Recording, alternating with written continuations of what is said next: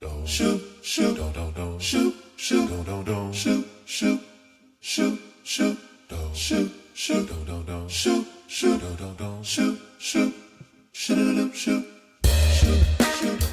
shoot. Hey guys, welcome.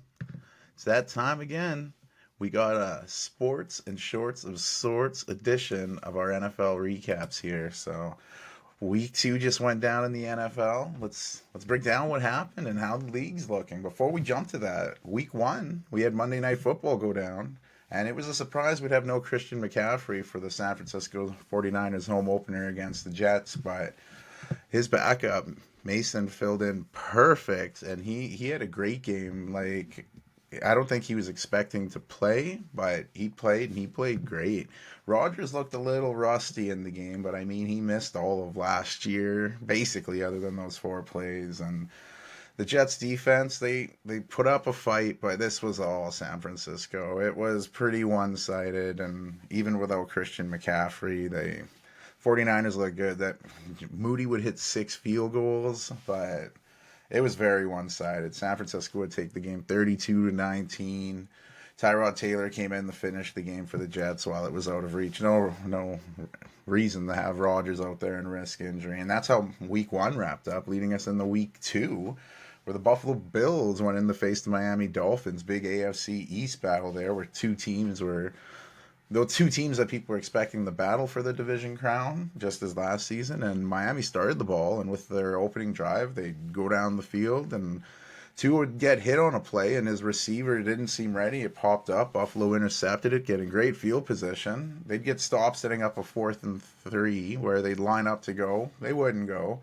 You wouldn't think, but then you think they'd take the field goal, but they'd still go for it, leaving someone unblocked off the line, which was perfect because Cook went out, caught it out of the flat, scored the touchdown, 7-0, barely 5 minutes into the game. And the Dolphins would immediately go out and go on a long drive, capped with a Devon Achane catch from Tua. That'd be a 5-yard touchdown on the backfield, tying the game up. In the next possession, Tua overthrew his receiver, having it intercepted by Christian Benford to his second pick of the day. Tua had thrown one earlier off a tip pass, and the Dolphins' defense held up, forcing a Tyler Bass field goal, and Buffalo led 10-7. Buffalo quickly got the ball back, and on their drive, the running backs did all the work. Ray Davis picked up some big gains. Third down back, Ty Johnson picked up a big 33-yard play. James Cook would punch it in, capping off an 86-yard drive, and Buffalo led 17-7. The Dolphins would go for it on 4th and short in their own territory, and Tua would get sacked by Ed Oliver, another turnover, this time on downs. Again, great field possession for Buffalo, and on the very first play, Cook would go 49 yards, basically untouched, into the end zone, his second touchdown of the game, putting them up 24-7. Former Buffalo Bill Jordan Poyer took a very bad angle and whiffed on trying to tackle his former teammate. It was a very one-sided first half. Jason Sanders hit a field goal just before halftime to make it 24-10 going into the break, but the Bills would start the second half with the ball, and after they had to punt it, Tua would get some pressure in his face and look to throw it away, but he did not get enough on it. It was picked. Jamarcus Ingram would go 31 yards to the house. The pick six was Tua Tagovailoa's third interception of the game, and Buffalo was way ahead at 31-10. Miami still leading a touchdown, down 21 points. They'd go for it on 4th and 4, and Tua would scramble and dive for the first down, but he'd take a shot to the head by Damar Hamlin.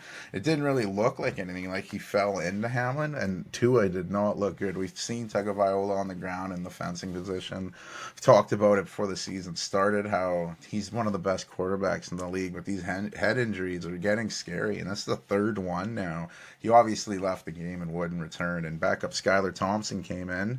And again, the Dolphins would go for it on 4th down, and this time Von Miller would get a sack, another turnover on downs, and another Dolphins drive, this one in the red zone. Again, they couldn't find the end zone, and they turned it over on downs. The Bills, they sent back up Mitchell Trubisky in to finish the game. A massive 31-10 win for Buffalo in the tough AFC East, and Buffalo's looked really good this season, minus that sluggish start to start the season against Arizona. They came back and won that game, and for Miami, this is pretty big. As mentioned, like I said in my season preview show, it was a little worrisome about Tua. We know what he can do, but these concussions, it's become scary. Numerous players were saying, maybe is this it? Tony Gonzalez, Ryan Fitzpatrick, even Raiders coach Antonio Pierce were like, if I was in his area, I'd tell him to retire. People are concerned. And then a hero of mine, Justin Tinsley, was on Around the Horn talking about his mother and Alzheimer's disease and how tough it is to witness. It's not easy for the person or the family. So Tua has hard decisions ahead of him, for him and his family. You know, you're playing the sport you worked your whole life to get to, making big money, or do you retire? It sounds like he's not retiring, which I totally understand. You know, people are going to hate on that decision, but hey, it's his decision, not ours. Just hope he can stay healthy. That's the main thing. Maybe he'll have to go to one of those bigger style helmets. I'm not sure. I'm not sure. It's such a physical game. Anything can happen on any play. But Skylar Thompson didn't look too great in his limited action off the bench, and the Dolphins look like they've already tried to fill the Tua gap, signing quarterback Tyler Huntley off the Ravens practice squad. We've seen Huntley and what he can do on that Ravens team, making a Pro Bowl, and I'm not trying to undermine Snoop Huntley in any way, but I feel, yeah, like Tua's the guy, but Huntley, he could fit in on this team. He could help the Dolphins out, I think, more than Skylar Thompson. Not to hate on Skylar Thompson here, but I think Snoop Huntley can do the job a little better and at least help the Dolphins contend for when Tua comes back, if Tua can come back. And that Thursday game led us into the Sunday games where the 49ers went into Minnesota. Both teams coming off a big win in week one. I mentioned the 49ers taking care of business against the Jets, and the Vikings, well, they were going up against last year's Super Bowl runner-ups, and there's some familiarity in this game because with the Vikings, their starting quarterback Sam Darnold, he played backup for the 49ers last season, and he seemed to really progress from there. He's, at least in the small sample size we've seen of him this season. The Vikings opened the scoring up in this one. 6th-round pick out of Alabama this past year. Will Reichard hit a chip shot to make it 3-0 Vikings. And after the 49ers pinned the Vikings deep in their own territory, we'd see a huge play. Sam Darnold from his own end zone, sky one deep to superstar Justin Jefferson. He'd make the catch, make defenders miss on his way to the end zone, a 97-yard touchdown. Darnold to Jefferson, man, that play had the crowd buzzing, and the Vikings led 10-0. And if you peep that highlight, check out the wheels on the ref in there. He's right in the play. Let's get him a contract. He was showing off there. With time running down the second, Minnesota was looking to add to their lead, but Sam Darnold will get intercepted by linebacker Fred Warner. The guy's a stud, and he made a great play. 49ers marched right down the field and got their first score of the game. Brock Purdy found George Kittle on a short pass, and he powered his way into the end zone, where the 49ers trailed 10-7. The Vikings got one last chance at points before the first half ended, and rookie Reichard would hit his second field goal of the game just as time expired in the first. It barely got the snap off, but he nailed it, giving Minnesota the 13-7 lead going into halftime. 49ers were looking for a response in the second half, but Brock Purdy would have the ball slip out of his hands as it was released, technically making it a fumble. Jahad Ward made a sweet grab on it, setting the Vikings up nicely, where Sam Darnold would find Jalen Naylor open in the end zone. That 10-yard pass, Darnold's second of the game, put the Vikings up 20-7. This time, Purdy would throw an interception to the Vikings' Josh Metellus, which set up the Vikings nicely again. And they were looking to score just before Aaron Jones broke the plane, though. Fred Warner, all the guy does is make big plays. He punched the ball out. 49ers recovered. A huge swing that took the points off for Minnesota while getting the ball back to San Francisco. And there were a few concerns leading up to that turnover. Vikings wide receiver Justin Jefferson left the game with a quad injury. Reports are saying it's nothing too serious. And on that very same play, 49ers defensive star Nick Bosa left the game, uncertain on the severity of his injury, but it didn't look too serious. The game went on, and San Francisco marched down the field looking for points, where Jordan Mason, who's been doing a hell of a job filling in for McCaffrey, who's expected to miss at least 3 more games due to calf tightness and Achilles tendonitis. And Mason took that toss and run it 10 yards in the score and make it 20-14. The Vikings would then go on a long drive and add another Reichard field goal. His third of the game made it a 2-possession game at 23-14. 49ers Moody would hit a 31-yard field goal with a minute 12 to cut it to 23-17, and the Vikings needed to convert an onside kick, and we haven't seen anyone do that with these new rules. It wasn't even close. The Vikings ran the clock out. Minnesota won 23-17. Big win for them as they faced injuries this season, and they persevered. How about Sam Darnold? 2-0 to start the season, showing off why he was the number 3 overall pick in the 2018 draft. For the 49ers, first loss of the season, and Purdy did not look too sharp in this one. Bad turnovers, missed targets. He'll need to play much better. We know he can. But to add insult to injury, the 49ers also announced Deebo Samuel will miss a few weeks due to a calf strain. So more injuries of a team that's been dealing with a few. But the 49ers have depth, and having that depth pulls up, or it's needed in moments like these, but not having Samuel or McCaffrey there is pretty big. We had a battle of unbeaten teams with the Seattle Seahawks heading into Foxborough to take on the New England Patriots. The home team got off to the better start. A long Patriots drive was capped off by Jacoby Brissett finding rookie tight end, second-round pick out of Washington, Jalen Polk. He secured the ball in the end zone for his first career NFL touchdown, and the Patriots led 7-0. Seahawks wouldn't give the home fans too long to celebrate, though. Geno Smith skying a ball to DK Metcalf. He was left all alone and high-stepped his way to the end zone. A 56-yard touchdown to tie things up at 7. Early in the second quarter, New England went ahead again through a Joey Sly field goal, but Seattle answered again. This time they'd march down the field and cap off the drive with a 1-yard Zach Charbonnet touchdown. Seahawks up 14-10. Sly hit another field goal for the Patriots to cut into the lead, but Jason Myers answered with one of his own then in the first half, giving the Seahawks a 17-13 lead going into the break. Third quarter brought us no scoring, but the Patriots took the lead early in the fourth. A long drive capped off with a direct snap to running back Ramondre Stevenson. He'd pound the ball into the end zone from 1 yard out. After the extra point, Pats are up 2017, and the Pats were looking to add more points. Antonio Gibson busted a long run to put them in field goal range. However, Joey Sly's field goal attempt was blocked by the Seahawks, keeping it a 3-point game, which was huge. As with just under a minute to go, Jason Myers hit a field goal to tie the game at 20 and force overtime. If the Patriots were forced to punt in overtime, Seattle would keep feeding Zach Charbonnet, who helped put them in field goal range, where Myers hit a 31-yard walk-off field goal to give the Seattle Seahawks a 23-20 win in overtime. Back-to-back win for the Seahawks, who have been in nail-biters, but they've come away victors in both. 2 great wins to start the season, undefeated new head coach Mike Macdonald. Team overcoming odds early in the season should pay dividends by the end of it. And even though they lost this game, I'm very impressed with the Patriots. Sorry, need a little sip there. Teams can reflect their head coaches, and this team is very much playing like head coach Jared Mayo. This team's going to be a tough out for anyone that faces the Patriots this season. We had a big NFC East battle of 2 teams coming off disappointing Week 1 losses. You had the Commanders. They have their home opener hosting the rival New York Giants, and Washington had a nice long drive in the first quarter, but had to settle for an Austin Seibert field goal. Seibert was just signed to the team previous Tuesday before the game after the Commanders cut kicker Cade York.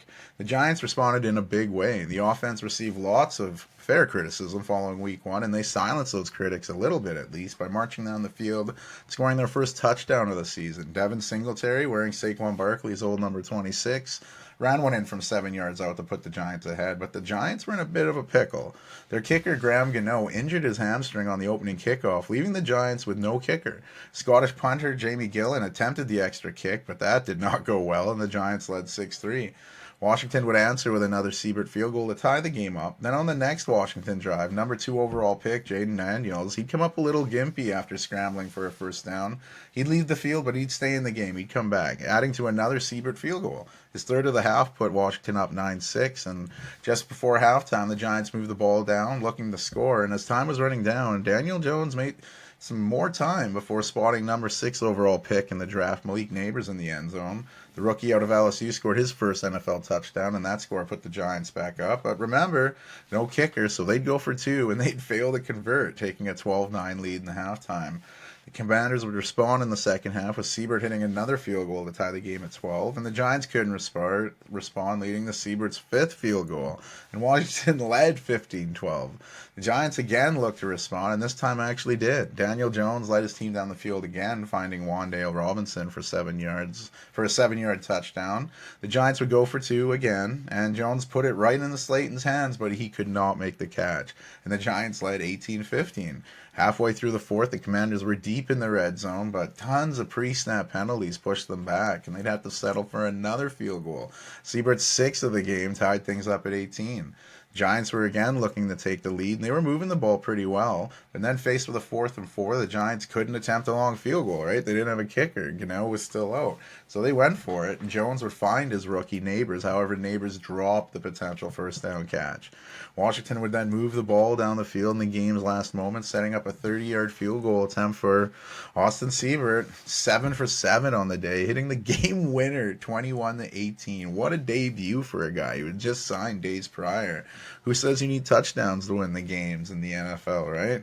First win for Jayden Daniels at QB. First win of the Dan Quinn era in Washington. Not a flashy win by any means, but a win's a win. And you have to feel for the Giants, who, if had a healthy kicker, could have pulled this win off. And ironically, they were beaten by a kicker. So, Commanders moved to 1-1, while the Giants remained winless at 0-2. You had the Chargers taking on the Carolina Panthers. The Jim Harbaugh era has looked to a good start in LA. Winners of their first game. They are looking to keep that trend going in the Carolina. And Carolina was just hoping to improve off that disastrous loss to New Orleans in week 1. Chargers dodged an early bullet when Herbert kept the play alive. He found tight end Eric Tomlinson, who looked to fumble, and Carolina recovered. However, the replay showed that the wide receiver never had possession, so the Chargers kept the ball, which was huge because the very next play, Justin Herbert found Quentin Johnston in the end zone for a 29-yard touchdown pass. Cameron Dicker, the kicker, missed the extra point, and the Chargers only led 6-0. Carolina offense stalled, and the Chargers are going on another drive. Herbert would again find Johnston in the back of the end zone. He is very wide open. His second touchdown of the game. He's looking so much better than he did his rookie season. I mean, a big part of that's having a healthy Herbert, but I digress. They hit the extra point and led 13-0. Bryce Young, he felt the pressure, and he tried to answer it, but instead threw an interception there, Elijah Molden, and the Chargers would capitalize on that. J.K. Dobbins would go on a physical run before showing off the strength and speed and doing a front flip into the end zone. A 43-yard touchdown run put the Chargers up 20-0 going into halftime. The Panthers got the ball to start the second half and went on a little bit of a drive with Eddie Pinheiro hitting a field goal to at least put them on the board at 20-3. Cameron Dicker responded with a field goal of his own in the third, followed by another in the fourth, and they were up 26-3, which is how the game would end. Like I said, that Harbaugh and Herbert connection are off to a great start as they move to 2-0 on the season. Just a little scare. Herbert was taking some hits in that game, and he is questionable going into week 3, so hopefully he's able to suit up there. We don't want to see him missing games. For Carolina, it's been just awful. Continuing from last season, Bryce Young's numbers are yikes. 18 for 26, 84 yards a pick. That's not good. I know this team needs help in any means, but that kind of quarterback play will not do it. Feel bad for the former number 1 overall pick. They traded up to get him, and the former Heisman Trophy winner out of Alabama just struggled at the pro level. I know a lot of it is the Panthers organization, obviously, but his play has been tough to watch, and things continue to get tougher as it was announced Young will be benched for the veteran Red Rifle Andy Dalton. Another step back for Bryce Young, who is, like I said, struggled to do much in the NFL. I'm hoping this is a brief step back, but sometimes you have to take one step back to take 2 steps forward. At least I'm hoping that's what happens for him here. You had the Saints taking on the Cowboys. Both teams coming into this game with impressive wins. The Saints have looked like the greatest show on turf, but they did it against the Panthers, so people were like, do we praise them? This is a true test, though, going into Dallas to face the Cowboys, and the Saints did not look scared at all. They'd opened the game by moving the ball down the field, finishing it off with a 5-yard Alvin Kamara touchdown. If you watch my season preview episode, you remember me saying this will be a huge year for Kamara. It's a contract year. You know he's playing for that money. Cowboys look to answer, but can only muster up an Aubrey 52-yard field goal. Just seconds later, the Saints doubled their score. Derek Carr skying one to Rashid Shaheed, scoring on a 70-yard touchdown, putting the Saints up 14-3. In back-to-back games in which Shaheed had scored a touchdown at least 59 yards or longer, Cowboys were again looking to answer and again had to settle for an Aubrey field goal, cutting it to 14-6. But the Saints responded like they have all season, going right down the field. Derek Carr would find Alvin Kamara out of the backfield. He'd go 57 yards into the end zone. Another big touchdown for the Saints. The big play Saints. That's what they do. Kamara's second touchdown of the game. New Orleans was up for 21-6. Cowboys needed a touchdown the worst way. They could not settle for more field goals, and they got a big play of their own. Dak Prescott found CeeDee Lamb, who showed off the speed and the breaks. stopping on a dime as defenders flew by before accelerating to the end zone. 65-yard touchdown cut the lead to 21-13. The Saints continued to shred up what looked to be a dynamic defense after week one, and they moved the ball down the field, leading to an Alvin Kamara touchdown. This run from 12 yards out, putting the Saints up 28-13. Second rushing touchdown and third touchdown of the first half for Kamara. Cowboys were looking to answer quickly, and Dak threw the ball looking for Jalen Brooks, but he stumbled out of his cut, leading to Paulson Adebo picking up the interception and taking it deep in the Dallas territory, where Derek Carr would find Chris Olave to get down to the 1-yard line, and from there, Carr would sneak into the end zone, putting the Saints up 35-13. Dallas did add another Aubrey field goal as time expired in the first half to make the score a little more respectable, but the 35 points given up by the Cowboys in the first half tied a franchise record for most points allowed in the first half by the franchise. That's wild, and I said franchise a few too many times there. Dallas were hoping to start the second half with a touchdown, but a fumble by Dak, which was recovered by Dallas at least, set up another field goal, and they trailed 35-19. But those Saints continued to move the ball, capping up another scoring drive with Alvin Kamara running in another one. This run from 7 yards out. Third rushing touchdown of the game and fourth touchdown of the game. That man's getting paid. The extra point was blocked, but the Saints kicker Blake Grupe made up for it by hitting a field goal in the fourth quarter, sealing the 44-19 beatdown of the Saints. New Orleans does not appear to be a joke. 47 points on Carolina is one thing, but 44 on the Cowboys, that's another. The Saints are marching right now, and they look scary. Derek Carr, he's on his vengeance tour. Kamara's on the pay me tour. This defense is flying to the ball. Everyone said the Honey Badger, Tyrann Mathieu, is washed up. He got a pick off Dak. This team just seems to have come together to start the season. Offensive coordinator Clint Kubiak's doing a hell of a job in a position that he's working for the first time in the NFL. We do know the lineage. He's coming from his father, Gary Kubiak, great NFL coach. For the Cowboys, they took a shot and then a few other shots and just could not recover. The defense got shredded, and I imagine they will get shredded in the film room. Lots to improve from that loss in the Cowboys, but I guess the best thing for them is it's happened in week 2, not week 17. So there's way they can grow from here. But wow, I did not see that beatdown coming.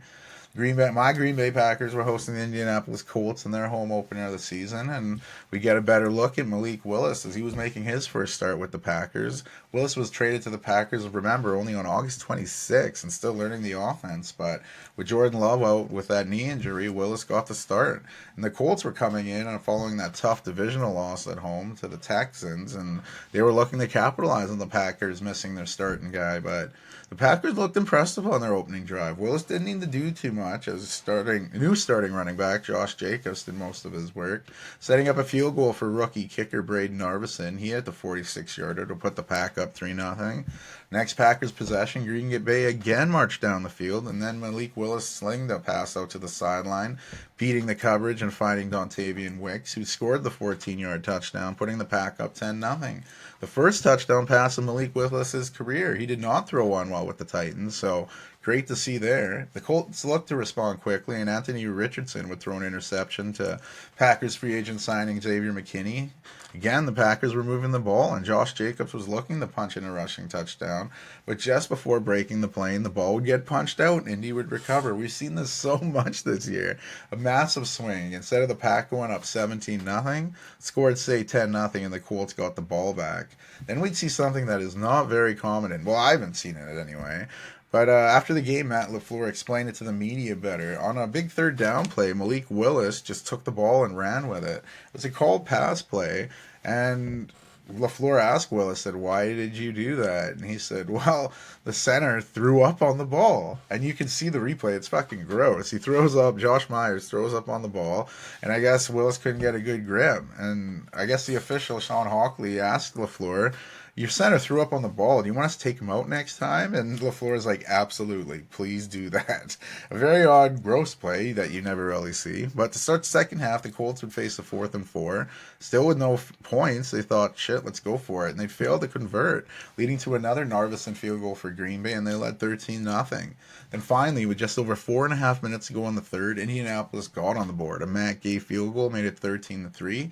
And the Colts were looking to add more scoring, led by some great running by John Jonathan Taylor, but a brutal option call on third down lost them some big yards, and those yards were big as Matt Gay's 50-yard field goal attempt would miss, keeping the score the same. Early in the fourth, Narveson hit his third field goal of the game, making it 16-3 for Green Bay, and as time was running out for the Colts on a big 4th and 11, Anthony Richardson showed what he can do with his legs, picking up that first down, and soon after, Richardson would find Alec Pierce in the corner of the end zone. The extra point made it 16-10, and the Colts would declare for an onside kick, but like everyone else, they'd fail to recover. The defense did their part to get the ball back to the offense, and Richardson needed to go 90-plus yards for a game-winning touchdown. He made some plays moving the ball and made some with his arms and his legs. Came down to a Hail Mary, which was not answered for him, and the Packers picked it off. Third pick of Richardson on the day.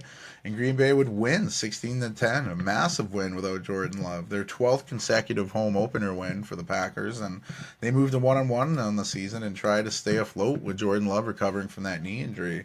For the Colts, it's back-to-back losses to start the season. They had tons of optimism coming into the season, with some even calling them to win the division. But for now, despite all those flashes they've shown, they find themselves 0-2. Both teams, between the Cleveland Browns and Jacksonville Jaguars, were coming into their game hungry for a win.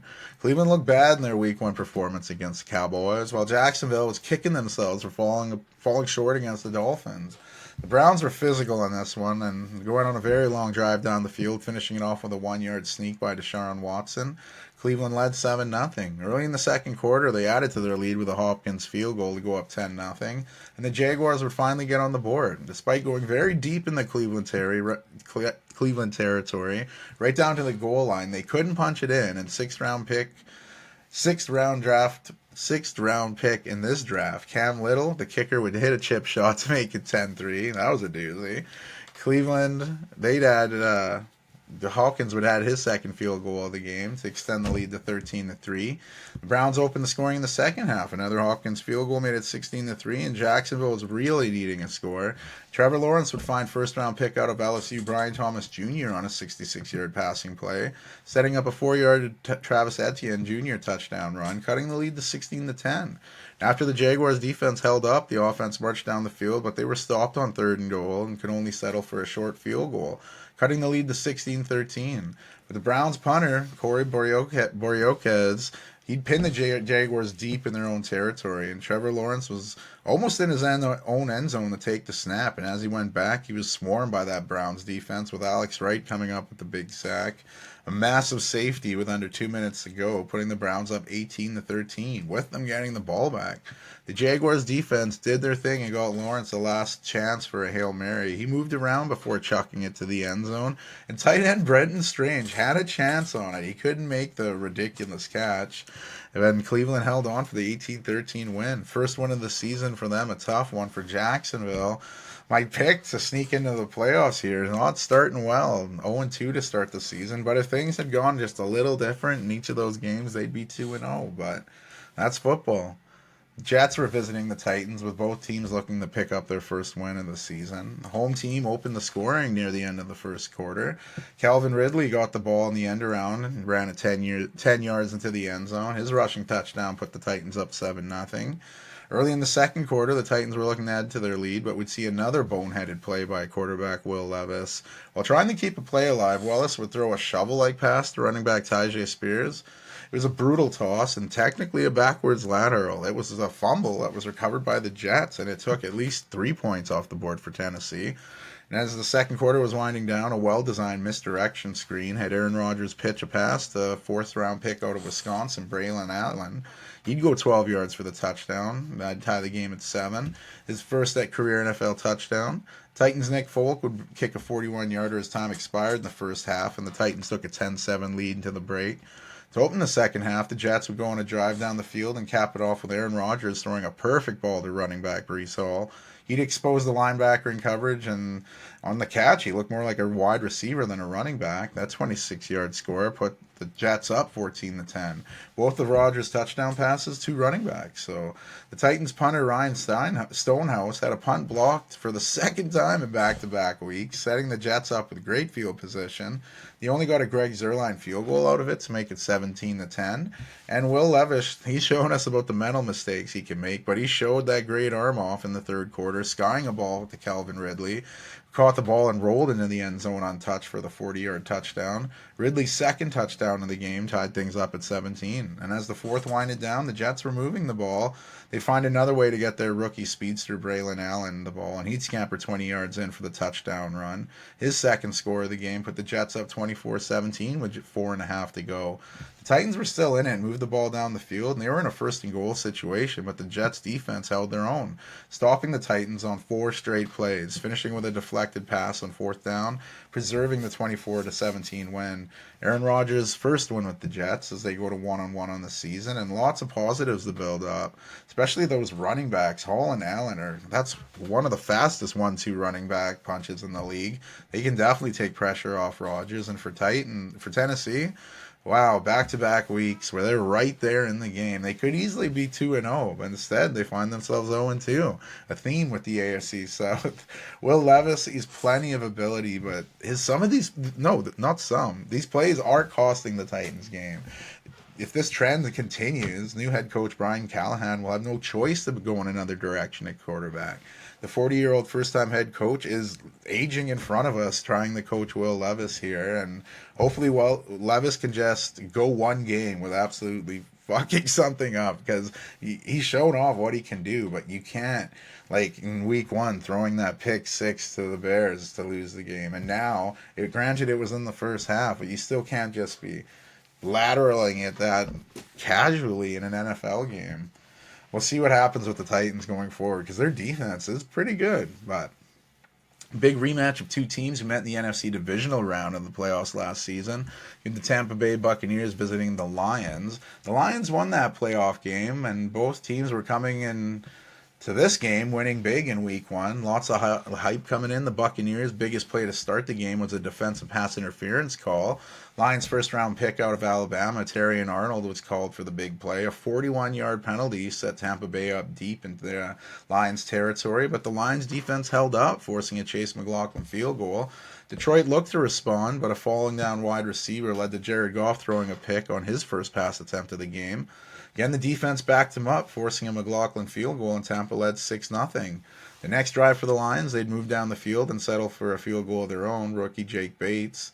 I mentioned that Lions defense, they were really getting to Baker Mayfield, especially Aiden Hutchinson, who picked up 3 sacks in the first quarter alone. Early in the second, the Lions rookie kicker would add another field goal, and the game was tied at 6. We'd finally see the first touchdown of the game with 3 minutes. After Detroit tied it up, Baker Mayfield would spot a very wide open Chris Godwin. He caught the ball and went pretty much untouched to the end zone. A breakdown in the Lions defense led to the 41-yard touchdown, putting Tampa back up 13-6. Baker was looking to add more points for the end of the first half, but the Lions defense held up. Brian Branch would intercept Mayfield this time, and the Lions were looking to get a score before the half ended. But as they were looking to wrap up the drive, they'd get called with a too many players on the field call, which results in a 10-second runoff with that penalty, and that ended the half, with Tampa Bay still leading 13-6. Start the second half, the Lions marched down the field, and Bates hit another field goal to cut the lead to 13-9. Later in the quarter, the Lions would methodically march down the field, capping their drive off with David Montgomery punching in a 1-yard touchdown. Following that extra point, they were up 16-13 and led for the first time in the game. But Baker Mayfield earned the Bucs starting job and that big contract partially for his toughness at the quarterback position, and he showed that off on Tampa Bay's response to the Lions taking the lead. He'd quickly lead Tampa down the field, capping the drive off with a hard physical quarterback draw from 11 yards out, showing determination on the way to the end zone, putting Tampa Bay ahead 20-16. Hutchinson would continue his thing for the Lions defense, picking up another sack and a half to finish with 4.5 on the day. And as Detroit was looking to answer offensively, they'd get hit with a penalty that made it 2nd and long, just outside the red zone. And on the very next play, Jared Goff would throw his second interception of the game. This time the Christian Ezeian taking for sure points off the board. And Tampa wouldn't have it very long before they gave it to Detroit, and they moved the ball a little bit, but were faced with a 4th and down. Trailing 4 with 3 timeouts, Dan Campbell elected to go for it. The Lions couldn't convert, turning over on downs. Again, Tampa Bay couldn't kill much time, and after throwing an incomplete pass on 3rd down, the Lions got the ball back, still down 4 with 1 timeout remaining. But Tampa Bay's defense came up clutch, stopping the Lions, preserving a 20-16 road win. Redemption for the Bucs as they made up for last year's playoff loss and moved to 2-0 on the season. Baker Mayfield reminding us what a great leader he is in this team. Tough loss for the Lions, who made some gutsy plays, like a fake punt from their own area where Jack Fox, the punter, completed a pass. But they just couldn't execute enough down the stretch. And as I said, Tampa stays unbeaten at 2-0. While Detroit fall to 1-1. But that's a matchup we could very well see in the playoffs later this year. The Las Vegas Raiders were heading to Baltimore, both teams looking for their first win of the season. The Ravens had lost by a toe to open the season against Kansas City, while the Raiders got outplayed by the Chargers as that game went on. The first half of this one was all about the kickers. Baltimore's Justin Tucker and Las Vegas' Daniel Carlson just took turns hitting field goals. Tucker put the Ravens ahead. Carlson would answer. This repeated until Tucker hit a field goal with 3 seconds left in the half, and Baltimore led 9-6 at halftime. We also witnessed another missed field goal by one of the best kickers ever, Justin Tucker. He's been struggling from over 50 yards over the past few years, and he missed a 56-yarder. I mean, you're like, that's a 56-yarder, but Justin Tucker usually hits those. And we did see a scary scene near the end of the first half. Just for the 2-minute warning, one of the staff members working the first down change just collapsed just off the field. It was scary. They were doing CPR on him and everything right there. He regained movement in his fingers and was responding to those around him. And he was alert and responsive on his way to the hospital. And then in the second half, the Ravens would have the ball, and after a few plays found themselves in the end zone where they'd score their first touchdown of the game. Lamar Jackson found Zay Flowers in the back of the end zone for the touchdown. That 8-yard touchdown gave the Ravens a 16-6 lead. Flowers honored former Raven Jacoby Jones with his touchdown celebration. Jones passed away earlier this year, just a few days after his 40th birthday, so that was a nice tribute there. The Raiders offense woke up a bit, moved down the field where they got close to the goal line and finished that drive off with a 1-yard touchdown run by Alexander Madison. Suddenly it was a 16-13 game, Baltimore still leading. The Ravens answered right back, marching down the field, capping their drive off with a direct snap to Derrick Henry, who'd plow 3 yards into the end zone. It initially looked stopped, but then it kind of turned into a rugby scrum and he broke the plane, scoring his second touchdown with the Ravens in as many weeks, and the Ravens were up 23-13. The Raiders would answer with a Carlson field goal to cut it to 23-16, and the defense got the ball back to Gardner Minshew, and we'd see a little Minshew mania. The Raiders quarterback continuously found number 13th overall pick out of this year's draft, tight end Brock Bowers. He was tearing up the Ravens defense. The Raiders got it down to the 1 where Minshew would find Devontae Adams for the touchdown in the back of the end zone. After the extra point, we had a game tied up at 23. Just under 4 minutes to go, the Raiders defense stopped the Ravens, forcing a punt, and Minshew moved the ball down the field, setting up a 38-yard field goal by Carlson. He'd nail it, his 4th field goal of the game, putting the Raiders up for the first time in the game with just 27 seconds left. The Ravens had one last chance for a miracle, and it came down to one last play. The Hail Mary wasn't there, so Lamar Jackson took off. He ended up lateraling it, which just turned into a shit show with a forward pass penalty, but I think if Jackson holds that and just tries to get to the end zone with his agility, I don't know. I think he might have done it. If we wouldn't, the rare Hail Mary quarterback scramble touchdown, that would have been something else. But it didn't happen. The Ravens lost 26-23. Big win for Vegas, going into Baltimore and winning. Minshew rallying his team back. That comeback win for the Raiders, it ended a bit of a streak for Vegas. It ended a 49-game losing streak when trailing by 10 points in the fourth quarter. So not a bad first win as starter of the Raiders for Gardner Minshew. For the Ravens, this is a disaster to start the season. Fresh off losing in the AFC Championship game last season, they start 0-2 for the first time since 2015. That season, they went 5-11. Lamar Jackson also becomes just the 4th reigning NFL MVP since the merger to lose the first 2 games of the season. And he's the first since Kurt Warner did it back in 2002. So the Ravens will be looking to improve quickly. They can't afford to go down 0-3. The Rams were heading into Arizona for a divisional bout with the Cardinals, both teams coming off tough losses in Week 1. The Rams losing that close one in Detroit in overtime, while the Cardinals They started hot against the Bills, but fizzled out. And Marvin Harrison Jr., spoke about last episode, had one of the worst debuts for a high drafted wide receiver, and he really made up for it in this game. Kyler Murray would find Harrison Jr. in the back of the end zone for a 23-yard touchdown, putting the Cardinals up 7-0 early, and Harrison Jr. securing the first touchdown of his NFL career. After Cardinals forced a quick Rams punt, Murray rolled out and chucked a deep ball to Harrison Jr. again. He looked like he was going to get tackled short of pay dirt, but he go gadget armed it into the end zone. A huge 60-yard touchdown play from Murray to Harrison Jr. Second connection of those two. And in a blink of an eye, Arizona was up 14-0. 2 touchdowns in less than 3 minutes of actual game time. The Cardinals would get pinned deep in their own end, starting their drive from their own 1-yard line, but no worry for Murray, who was rolling. The Cards would march down the field, and Murray would show off those scampering around abilities, avoiding sacks before finding Elijah Higgins for the 18-yard score. That to put the Cardinals up 21-0 early in the second quarter. The Rams would finally get on the board in the second, where the 6th-round pick out of Stanford in this past year's draft, Joshua Carty, hit a 29-yard field goal to make it a 21-3 game. Matt Prater responded with a field goal of his own to make it 24-3. And the Rams were looking to answer just before halftime, and they were deep in the red zone. But on 4th down, rather than take the point, Sean McVay said, "We need touchdowns." But the Rams couldn't find the end zone, and they trailed 24-3 going into the break, where the Cardinals would start the second half with the ball. And they'd go around the field, capping the drive off with a 5-yard touchdown run by James Conner, putting the Cardinals up 31-3. Everything was going right for the Cardinals. Matt Prater nailed a 57-yard field goal to go up 34-3. Then the Rams finally got a touchdown very late in the third quarter. Kyren Williams would finish a drive off, a 4-yard touchdown run, cutting the lead to 34-10. You could really tell things were going the Cardinals' way. They were looking for another touchdown, and James Conner, he was going down with a tackle here, and he fumbled the ball, but Arizona tight end Trey McBride picked it up and took it into the end zone. Like, things are going well when. Icing on the cake for the Cardinals as they went big at home, crushing the Rams 41-10. A big-time win, excuse me, that I expected out of the Cardinals and what I expected out of Marvin Harrison Jr. I keep referencing that season preview episode, but I said the Cardinals, they're making the playoffs as a wild card this year, and I still believe that. To make things worse for the Rams, this injury-plagued team, especially at wide receiver, got even a little thinner at wide receiver. Superstar wide receiver Cooper Kupp expected to miss an extended period of time with an ankle injury. Puka Nacua is already missing time for the Rams, and now the rest of the team will just be asked to do even more. At least they have a veteran guy like Matt Stafford leading them, but the Rams' harsh reality is this season they started 0-2. Cincinnati was coming off a tough loss to the Patriots in Week 1, while their rivals, the Kansas City Chiefs, held on to beat the Ravens on opening night, I mentioned by the toe earlier.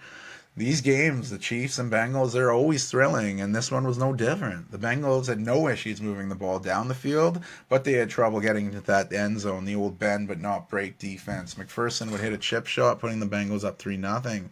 Chiefs would march right down the field, and they'd have to settle for a short field goal of their own, and we had a 3-3 game.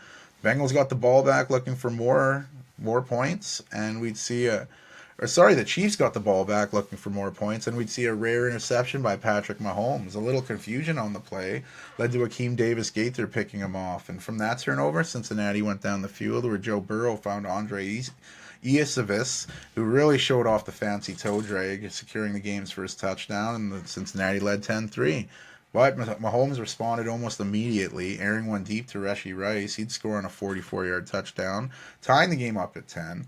The Bengals answered with another field goal, making it 13-10. And the Chiefs' undrafted rookie out of UCLA, Carson Steele, fumbled the ball in his rushing attempt. Bengals recovered, but Kansas City's defense played big, and McPherson would settle for another field goal, making it 16-10 going into the break. Early in the third quarter, the Chiefs responded with a touchdown, a very unlikely target. From the 1-yard line, the Chiefs went play action before Mahomes spotted offensive tackle, who was eligible on the play. Wanya Morris, the big Ben, made it 17-16 after the extra point as the Chiefs took their first lead in the game. Always good to see lineman touchdown sellies. They're some of the best out there. The Bengals respond on their next drive, marching down the field where Burrow would again find Iosivas for the second touchdown of the game. 3-yard score put the Bengals back up.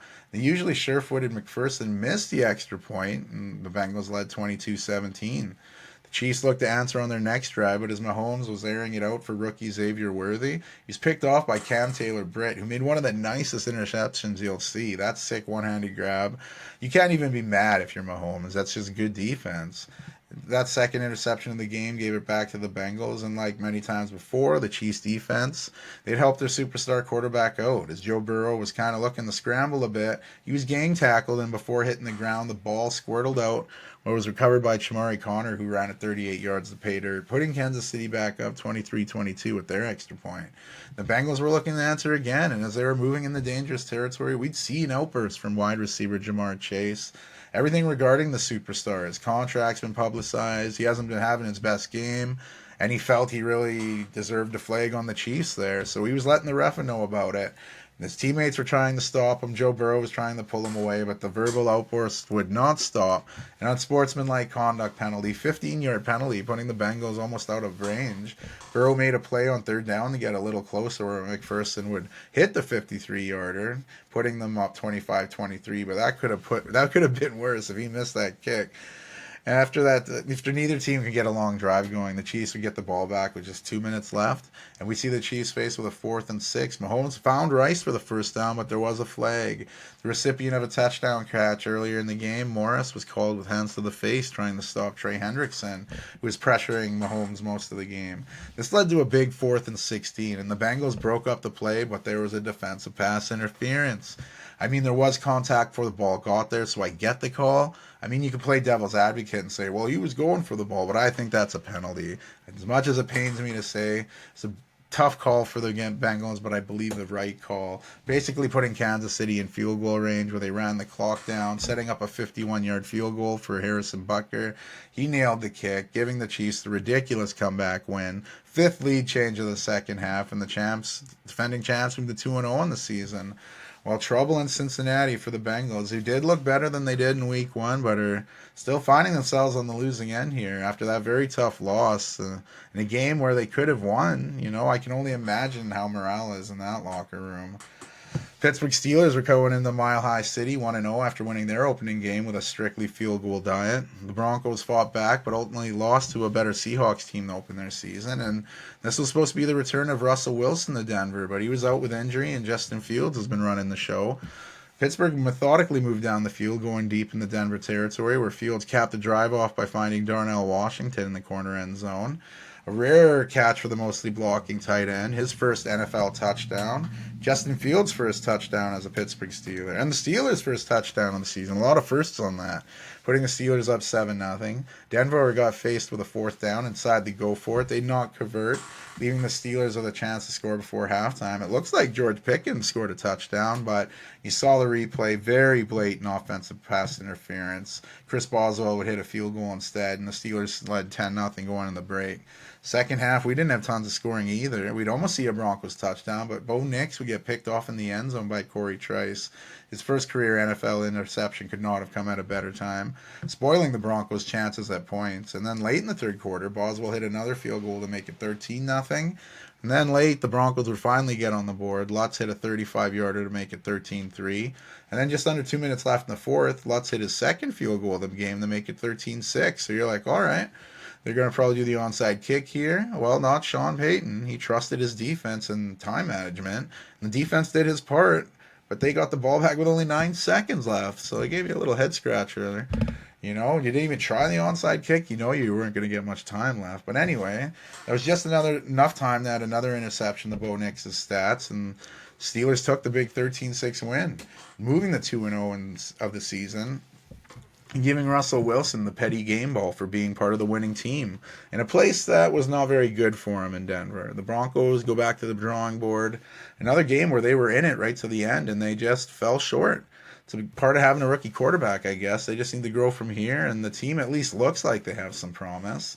The Sunday nighter, you had the Houston Texans looking to go 2-0 on the season, while number 1 overall pick Caleb Williams was looking to get another win. The defenses were playing great in this one, and the teams would exchange field goals in the first quarter, some long ones. Kaimi Fairbairn smashing a 56-yarder, put the Texans up. Chicago's Cairo Santos answered with a 53-yarder of his own. And then to open the second quarter, C.J. Stroud would find Nico Collins, who'd catch the ball and scamper through the defense into the end zone, putting the Texans up 10-3. After the Texans quickly got the ball back, Fairbairn hit another field goal to go up 13-3. Late in the first half, Williams was moving the Bears down the field, and they capped the drive off with a 2-yard touchdown run by Khalil Herbert, cutting that lead to 13-10. And Fairbairn would hit a 59-yarder as time expired in the first half, putting the Texans back up by 6, and they led 16-10.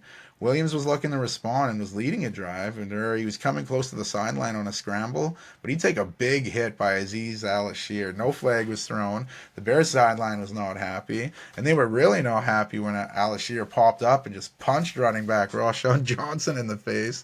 A play that didn't warrant a flag, and you couldn't review it as no flag was flown. So Al-Shaair threw a punch, got away with it, nothing happened.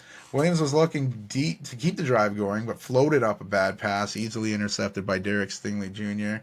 The first interception thrown by the number 1 overall pick, and that set the Texans up with great field position. Bears defense held up again, forcing another Fairbairn field goal. His 4th of the game made it 19-10. And Chicago, they were looking to answer again. Caleb Williams showing off that escapability by almost getting his jersey ripped while escaping the rush. But he didn't excusably throw it up in the triple coverage, resulting in his 2nd interception of the game. This time Lassiter got it. And the Texans were really looking to ice the game.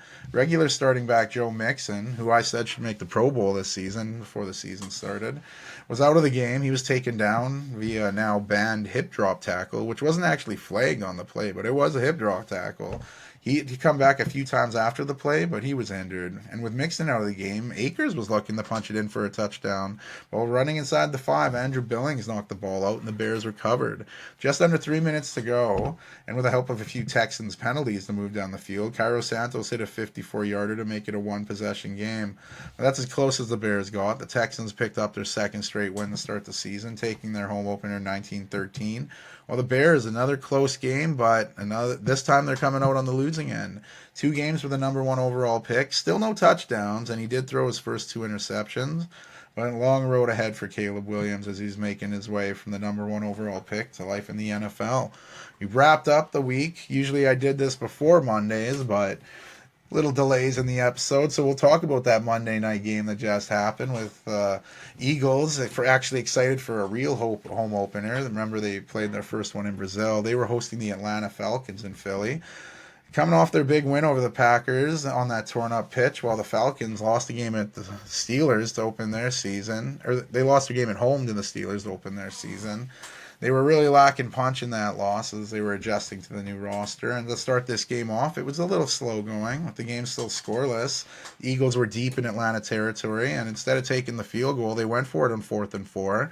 Hurts had all the time in the world, but could not complete his pass to Dallas Goedert, and the Eagles would turn the ball over on downs. Kirk Cousins and the Falcons would march down the field, finishing their drive off with a field goal. Younghoe Koo made it to make it 3-0.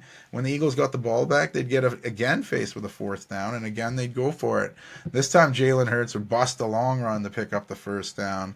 Hurts would continue to use his leg to pick up multiple 1st downs, picking up 47 yards rushing on one drive alone. And deep in Falcons territory, Hurts would get a touchdown, this time with his arm, throwing it to Devontae Smith from 7 yards out. Extra point put the Eagles up 7-3. And just before halftime, the Falcons went deep in Eagles territory but could not score a touchdown, leading a Younghoe Koo hitting his 2nd field goal of the game, cutting the lead to 7-6 going into the break. To open the second half, the Falcons went down the field. Another Koo field goal made it 34. Another 34-yard field goal by Younghoe Koo made it 9-7. Jake Elliott would hit his first field goal of the game that put the Eagles up 10-9. The Falcons would have an immediate response. Kirk Cousins would air one out to former Bear Darnell Mooney. He showed off his speed, some balance, and a little strength as he scampered into the end zone. 41-yard touchdown, putting the Falcons back up 15-10. They'd go for 2 but failed to convert, keeping it a 5-point game going into the 4th quarter. The Eagles got the ball back and methodically moved down the field. Hurts found Saquon Barkley, who looked to score a touchdown, but a replay showed he was a little short of breaking the plane, leading to the Eagles' 1st and goal, where we'd get to see a tush push for a touchdown. Jalen Hurts getting in for the rushing touchdown, and it was very fitting as recently retired legendary Eagles center Jason Kelce was in the booth with Joe Joe Buck and Troy Aikman calling the play. So the Eagles would go for it on 2, and a leaping Barkley was initially stopped, but that second effort got him in, and Philly went back up 18-15. The drive by Hurts and the Eagles was just overpowering. 17 plays, taking up 9.5 minutes.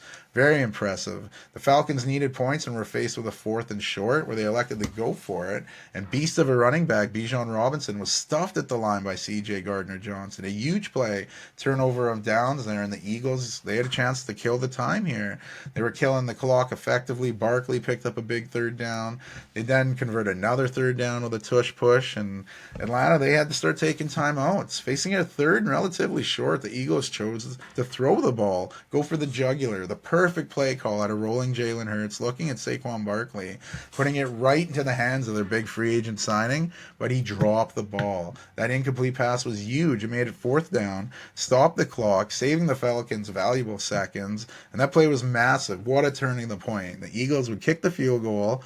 They'd go up 21-15 with 1:39 left on the clock. Atlanta, they had no timeouts. They had to get a score. They needed a touchdown. The Eagles were playing very far back in the prevent defense, leaving the whole field open. And Kirk Cousins, it's not his first rodeo. He got the big money to do these kind of things, and he was doing these things. 3 big chunk plays. The Falcons were already down to the Eagles' 12-yard line. Kirk Cousins would then find Drake London in the side of the end zone. 7-yard throw, tying the game up at 21, pending a point after try. But things got interesting when Drake London did like a machine gun motion into the air right next to the official, and the official's like, guns, no. Threw a flag, and yeah, it looked as if Drake London had pissed in his cornflakes, but he was called for the unsportsmanlike conduct. You can't do the violent gestures, I believe the NFL calls them. But regardless, they were moved 15-yard back, 48-yard extra point. Younghoe Koo nailed it, 22-21. What a kick that was. Talk about clutch extra points. Still 34 seconds left on the clock for Hurts in the first play of the drive. Big play to Dallas Goedert. They used the timeout. Jake Elliott's warming up for that game-winning kick. However, the very next play, Caden Ellis got some pressure right in the Hurts' face, and it messed his throw up. And he'd find Atlanta's Jesse Bates instead. That late interception sealed the comeback for the Falcons. Raheem Morris picking up his first win in the full-time head coaching role in Atlanta. Congrats to him. Congrats to Kirk Cousins pulling off the dramatic late victory. But, man, you got to circle back to that Saquon Barkley drop. All he has to do is catch that. Game's done. Or if Jalen Hurts just trips on his own shoelaces and falls down, at least it's taken 40 seconds off the clock. But, man, a lot of ifs, a lot of would-haves, could-haves, should-haves. But regardless, in this battle of birds, they both end up 1-1 coming out of it. Congrats to the Falcons, while every Eagles fan is pissed right off right now. So 2 weeks into the season, still too early to declare champions or declare lost seasons, but there are teams that are leaning towards each. Still 5 unbeaten teams in the AFC. You have the Bills, Chargers, Chiefs, Steelers, and Texans, while only 4 in the NFC, Seahawks, Vikings, Saints, and Vikings. AFC North jumps out to you a bit, and the team that produced 4 playoff teams last year is looking a little different than what I think we were expecting coming in. Super Bowl runner-ups and division winners last year, Baltimore, 0-2 after 2 heartbreaking losses. Thin margins that can have a team 0-2 instead of 2-0. And things don't get easier as they head to Dallas to take on the Cowboys. The Bengals look like trash in the first game, but look motivated facing a rival in their second. I think that Jamar Chase blow-up is a microcosm of how this Bengals locker room is right now. Things are going to get harder before they get easier with that team. We'll see which Bengals team shows up for the Monday Night Football game against the Commanders. They should be the favored one in that one, but if they lose to Washington, can only imagine what will be going on in Bengaltown. The Browns avenged a bad week 1 by edging out the Jaguars, all thanks to their defense, really. They can just destroy an offense, and Trevor Lawrence can attend to that. Deshaun Watson still doesn't look like the old Watson back in Houston, and maybe we'll never see that guy again. But he did make some big plays and had his wide receivers make some bad drops. When your quarterback isn't playing his best, you have to at least make the catches he puts into your hands. So the Browns should be favored going up against the Giants in this upcoming week, and I think they'll take care of them there. The Steelers, how does Mike Tomlin continue to do it? We thought Russ would start. He had injuries. We go with the former Bear, Justin Fields. He's 2-0. He hasn't been blowing teams away, but the Steelers are doing what they need to do to get the win. Fields looks a little mature than he did in Chicago, but maybe he just has enough time to throw it, unlike Chicago. And this TJ Watt-led defense continues to do their thing. I had the Steelers possibly ending Tomlin's consecutive winning season streak, but I think that they're exceeding expectations. Granted, it's only 2 games deep, but their Week 3 matchup with the Chargers should be a nice barometer of how good this team is. The AFC West, defending Super Bowl champions Kansas City Chiefs, find themselves 2-0. And if things went a little different, they could be 0-2. They took down Baltimore to start the season and got a big defensive pass interference call on 4th and long to help set up a game-winning field goal to Cincinnati. And we already went over that. It was a penalty. But that's what happens when you're back-to-back champions looking to achieve something in history that's never been done, like win 3 straight Super Bowls. You're usually going to get the best of each team you face, and the Chiefs could be in trouble at running back going forward. Human battering ram Isaiah Pacheco suffered a fractured fibula and that went over the Bengals. He's undergoing surgery. He'll be out a massive chunk of the season. That hurts the Chiefs, who are already thin at that position. We may see more of rookie Carson Steele going forward, and maybe more of his pet Gator, Crocky J. But one thing we know is if any quarterback can handle this, it's Patrick Mahomes. The Chargers have started the Harbaugh era off perfectly, beating the division rival Raiders to start the season, followed by that shellacking of the Panthers, which isn't saying much nowadays. But a real test for Herbert and the Chargers is that upcoming game in Pittsburgh against the Steelers I mentioned earlier. Herbert is known to hold the ball a little long, and if he can't get that ball out quick against TJ Watt, he may not finish the game. Looking forward to that one. I also mentioned the Las Vegas Raiders and how they came out lackluster against the Chargers to start the season. And after the Ravens went up 10 points early in the fourth quarter, I thought the Raiders were done, just as they had been 49 consecutive games when they were down 10 in the fourth. But they showed adversity or overcame adversity. I know he doesn't always get the biggest numbers, but I think Minshew can be a leader on a team. Only 8 incompletions, 1 interception, 276 yards and a touchdown. Pretty good for a road win in Baltimore. After losing Josh Jacobs to the Packers in the offseason, the Raiders haven't really addressed the running back situation. Thinking the former fourth-round pick out of Georgia, Zamir White, would step up. Step up he is not yet, but he might get better as the team goes on. Otherwise, he could lose his job. The Raiders host the struggling Panthers next week and should be favorites. So this is where the Raiders of years past will usually overlook a game and lose it. So Antonio Pierce will have to keep his guys focused. The Broncos sit in the AFC West basement at 0-2. And to be honest, they aren't the worst looking winless team in the league. The Broncos lost both games by 1 possession.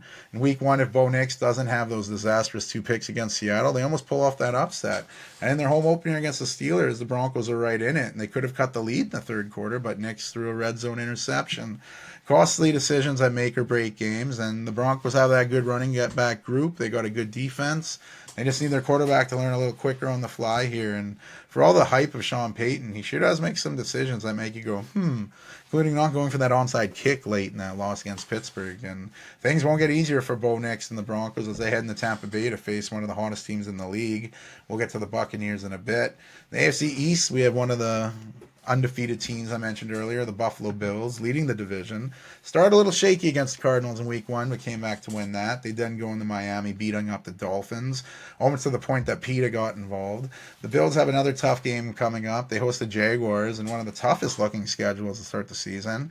Jags' record isn't good at the moment, but they're going to be hungry for a win. I'm expecting a great game in one of those 2 Monday Night Football matchups. Personally, not a big fan of the 2 games on Monday, but I feel like I'm having an old man yells at cloud moment. The New York Jets sit 1-1. Week 1, Aaron Rodgers looked like a guy who hadn't played a full NFL game in some time. It'll take a hot second, and he was already looking more comfortable against the Titans. His numbers won't jump at you. Maybe his low completion percentage will, but he did have 2 touchdown passes with 2 different running backs. This team's just tapping into their potential, though, and the usually stout defense looked a little suspect at times against the Titans' offense. They didn't have a lot of answers for Calvin Ridley, but the Jets will have a quick turnaround as they host the division rival New England Patriots on Thursday night. Looking forward to that one as well. And speaking of the Patriots, they're also 1-1, looking impressive in week 1 in their win over the Bengals, and they impressed again, this time in defeat, losing in overtime to the Seattle Seahawks. This team has really taken the persona on new head coach Jared Mayo. The 38-year-old first-time head coach has rejuvenated the team, and they're flying around with more intensity than last season. And the main part is Mayo and his coaching staff. This offense is looking a little old school right now, and I hate the term, but Jacoby Brissett is game managing more than anything.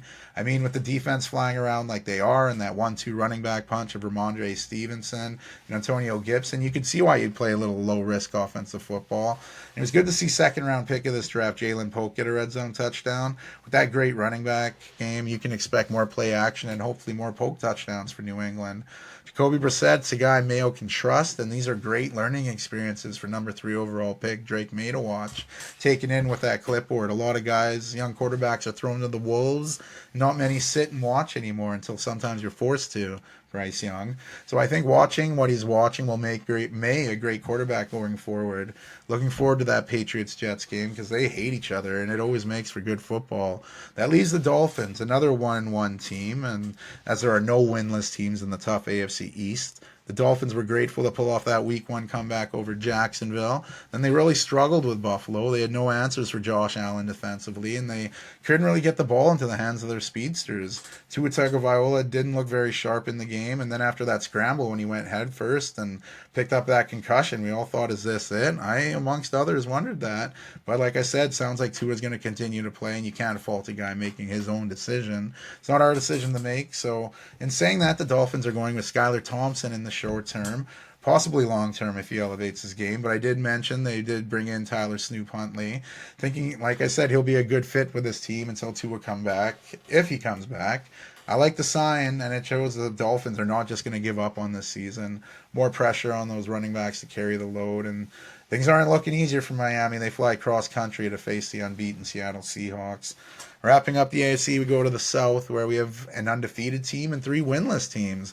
Although the winless teams all had good shots at least winning one game, the Texans are continuing with their head coach, DeMeco Ryans and C.J. Stroud. That pair together continue to win, winning a close one over division rivals Indy to start the season, following that up, beating the Chicago Bears. Nico Collins is still Stroud's go-to wide receiver, but Stephon Diggs seems to be adjusting well to life in Houston. He had a much bigger role in Week 1 than Week 2, but with their depth, it's easy to spread it around. Joe Mixon, he's been the difference maker. Like I said in my season preview episode, I think he should be a Pro Bowler this season, so hopefully this ankle injury isn't too serious. I did make the prediction the AFC South should be one of the toughest divisions in football with 3 winless teams. It doesn't look that way, but the Jaguars, the team who I said will make it as a wild card to the playoffs, they're 0-2, coughing up that game against Miami, followed up against that lackluster performance against one of the best defenses in the league. But they're only -8 differential after 2 games, and that's better than a lot of 1-1 teams. But it's about how you close the game, and things don't get easier for Jacksonville. They play Buffalo on one of the Monday night games coming up. That's followed by a division game against Houston and then another against Indianapolis. So if this team doesn't play sharper, they could find themselves 0-5 to start the season.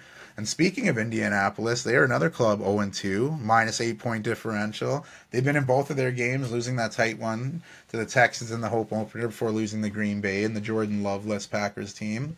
Colts could easily be 2-0, but like I said with the Jaguars, things don't always work out that way. The Colts have a favorable matchup with the Chicago Bears, but Indy can't overlook the Bears, or that defense will beat up Anthony Richardson. I'm thinking Indy should win that game, getting their first of the year, but we'll find out there. And we wrap up the South with mentioning the Tennessee Titans. Sound like a broken record here, but they could be 2-0 instead of 0-2, losing the season opener in Chicago when they blew a 17-0 lead. And the best shot from that game is Will Levis holding his hands on his heads after a pick 6 in the 4th. Then against the Jets, I mentioned that inexcusable lateral that cost the Titans points in the red zone.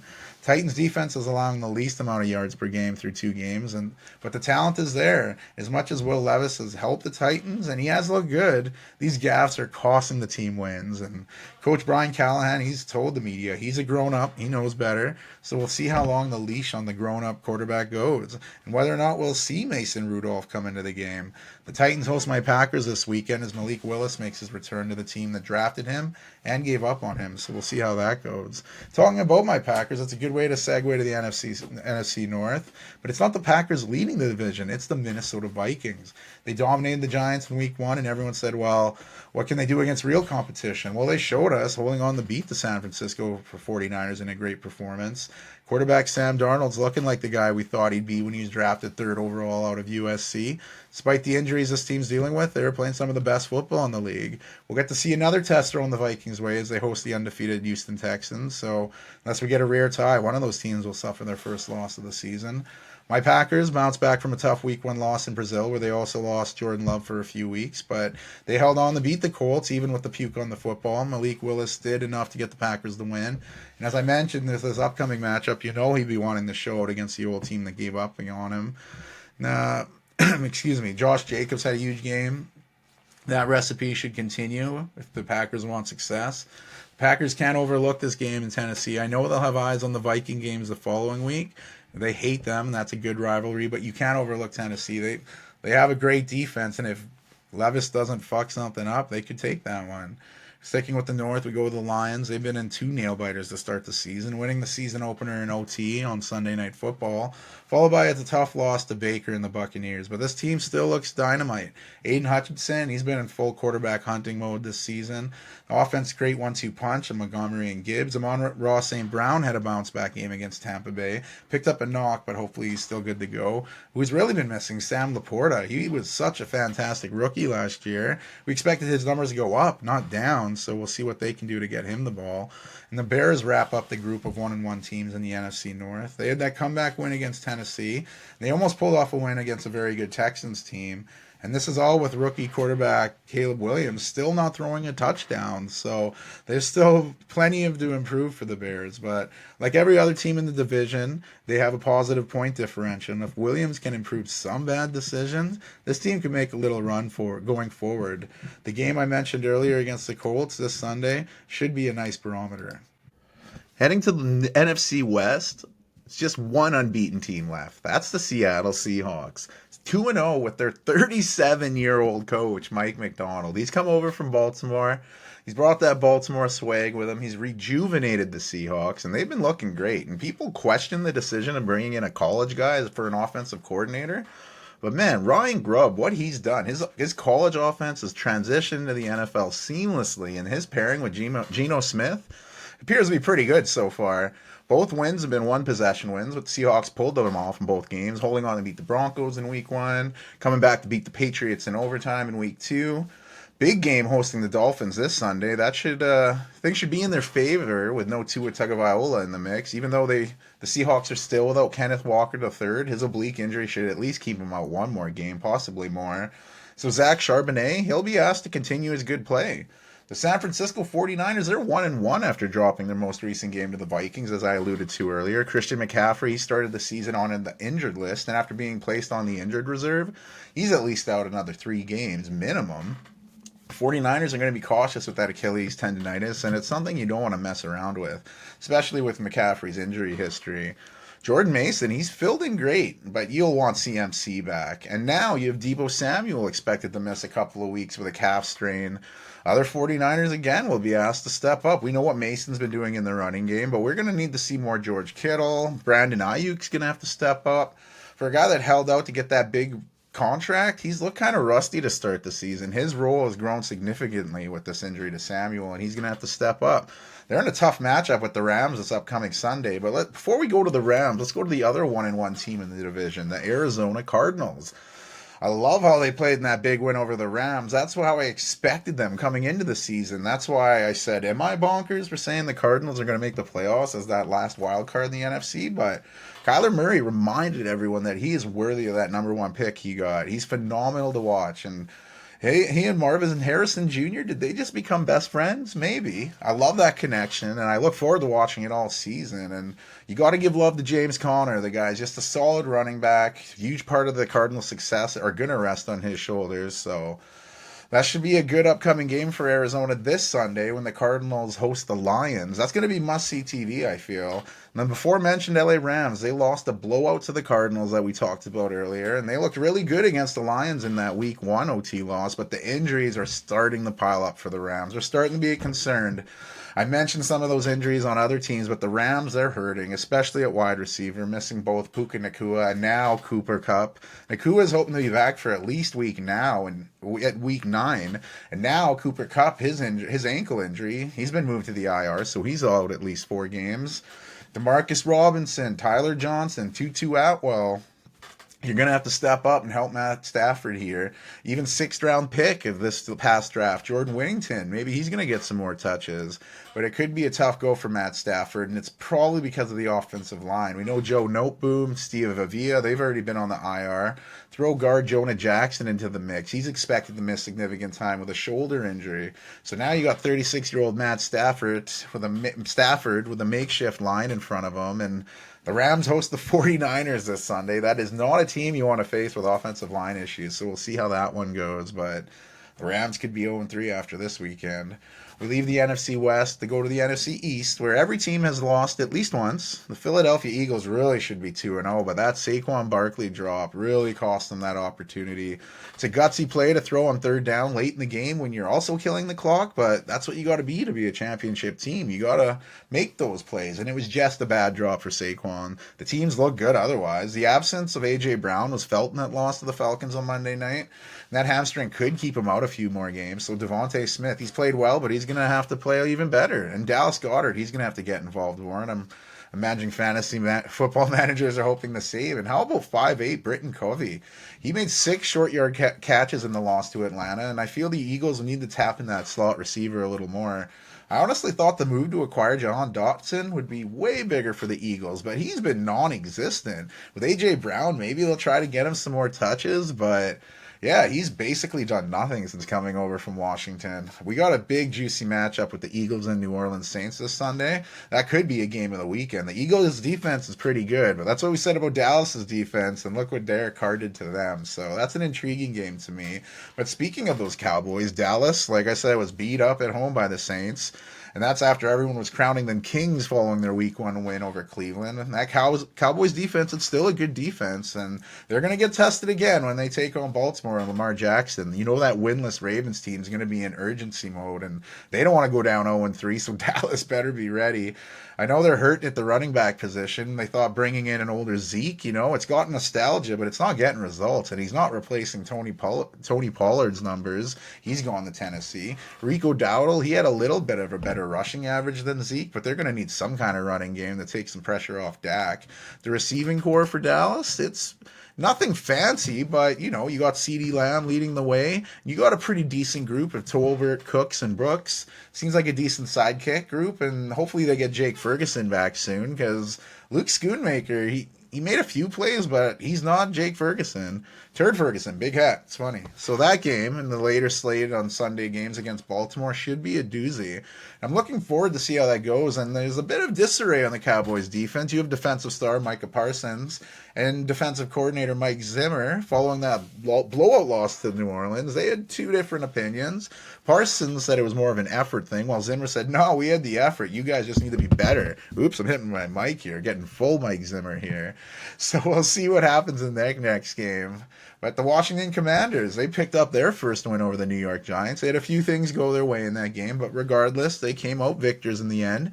Jaden Daniels learning what a lot of rookie quarterbacks learn in their first few games in the NFL. That's when to get down, when to go out of bounds. He took some hits where you're like, man, you're not going to last if you keep that up. So hopefully he'll learn from that going forward. But he did look efficient, and like I said, we saw what he could do with his legs.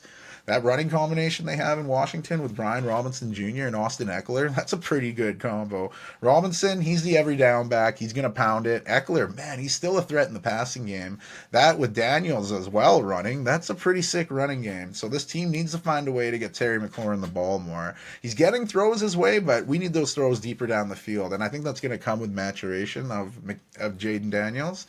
And I got to say, I'm a Jaden Daniels fan of what I've seen so far in the small sample size. I like how he spreads the ball around. He gets all his receivers involved. He should be pretty good going forward. I mean, he is the number 2 pick in the draft. But we go to the NFC East where we wrap up the NFC East, with the winless New York Giants. And the Giants were actually in the game this Sunday against the before-mentioned Washington Commanders. Their kicker, Graham Gano, doesn't pick up an injury right off the kickoff. They could have pulled this off. After that shit show that was week 1 against Minnesota, I thought the Giants actually bounced back pretty well. Daniel Jones didn't throw any interceptions. He had 2 passing touchdowns. He seems to be finding his connection with rookie Malik Nabers. The 6th overall pick out of LSU registered the first 100-yard game of his NFL career, grabbing 10 catches for 127 yards and his first career NFL touchdown. Like I said, the Giants could have pulled this out, but after Gano got hurt, he was missed in some big situations. For example, first Giants touchdown. He's not there. They sent the punter out, Scotsman Jamie Gillen, and man, did he miss that extra point.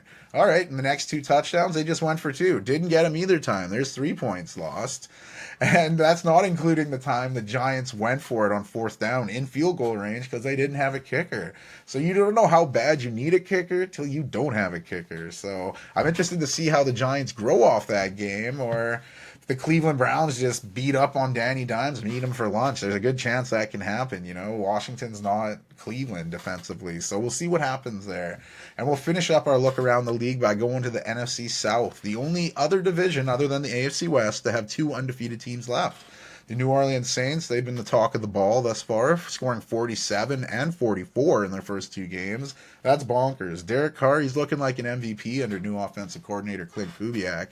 Alvin Kamara, he's playing for that next contract and helping fantasy football managers along the way. Last episode, I said the Cowboys will show us who the Saints really are, and if that's true, the league is in trouble. The Saints look dangerous. They have another big test this Sunday against the Eagles, so the Eagles feel they should be 2-0, and they're looking to bounce back from that loss, so this could be a tough one for New Orleans, but I don't think they're scared one bit. Carr, he's going to be looking for Rashid Shaheed on more long-distance plays, back-to-back weeks of touchdowns over 59 yards. The Saints are going to be looking to score. They're like the Rams of the Kurt Warner years. They're looking like the greatest show on turf, so we'll see what happens here. The other undefeated team in the NFC South, the Tampa Bay Buccaneers, they're almost sliding under the radar just because of how potent the Saints have been, but they look like one of the best teams in football right now. I mean, Baker Mayfield, he's showing everyone last year was no fluke. He's worthy. He's every bit worthy of that contract he signed. They obliterated the Commanders in week 1. Baker Mayfield showed what kind of leader he is in the game against the Lions. Running a very physical 11-yard touchdown in to put his team ahead late in the game. Had a sick juke, probably one of the best jukes of the weekend, shaking defenders off. Shaking and bakering, I guess. This defense they look great. Mayfield's going to pump up the team. He's going around telling everybody, getting them riled up. His leadership abilities are showing. Mike Evans had a quieter game against Detroit, so I'm expecting a bigger game out of him at home against the Broncos. The Buccaneers, they have against the Broncos, he didn't have as big a number.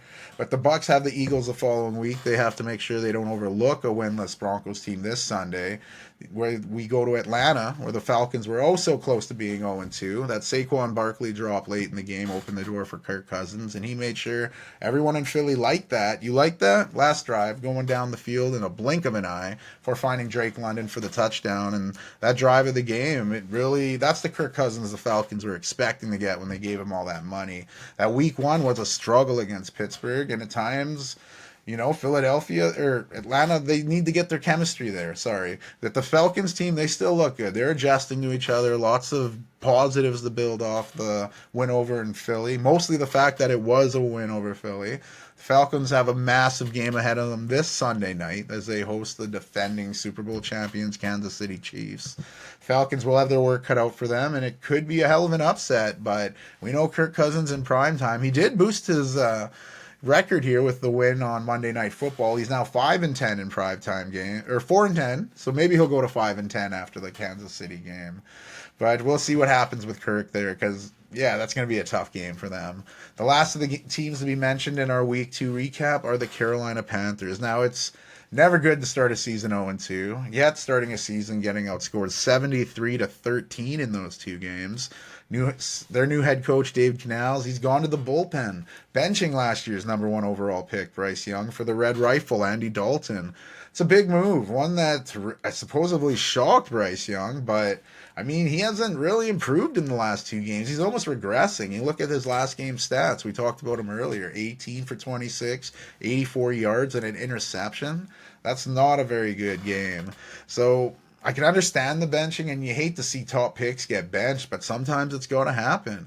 Dalton can produce with this club, then we're like, maybe it's a bit of a Bryce Young thing. But if the Red Rifle goes out there and he gets destroyed, well, it's the Panthers thing. I think it's a combination of both. But sometimes you have to take a step back before you can make 2 steps forward, as we're saying. Bryce Young's 23. Maybe he needs to watch a little bit before he gets back in there. But we'll see what happens here. The Canals, you can see why he did it. He said he's doing it for the veterans because, Young's not making the right moves right now. Granted, it's a lot on him, but they just got to be better, and we'll see what happens. They'll be tested by a tough defensive unit here as the Panthers take on the Vegas Raiders, and we'll see if this Panthers defense can stop Minshew Mania. But that's NFL Week 2 recap. We broke down what happened in the games. We had an outlook at the divisions. First 2 weeks of NFL football have been full of surprises. You got upsets. You got surprising play, positively, negatively. And remember, our games kick off Thursday tomorrow with the Pats visiting the Jets for Thursday Night Football. Sunday night games, Kansas City and Atlanta. And as before mentioned, 2 Monday Night Football games. Still weird to me. Jacksonville visiting Buffalo in what almost seems like an early must-win situation for the Jacksonville Jaguars. You have Washington visiting Cincinnati with the Bengals in a similar, almost early season must-win situation. So a lot of must-wins in Week 3. Are we crazy? No, you don't want to go down 0-3. I mean, we do have the extra game in the season now, but nobody wants to start off like that. So some big games coming up this weekend. Lots to see. Hopefully you can enjoy them all. That's what the football season's all about. Thanks for tuning in. Rinse the out.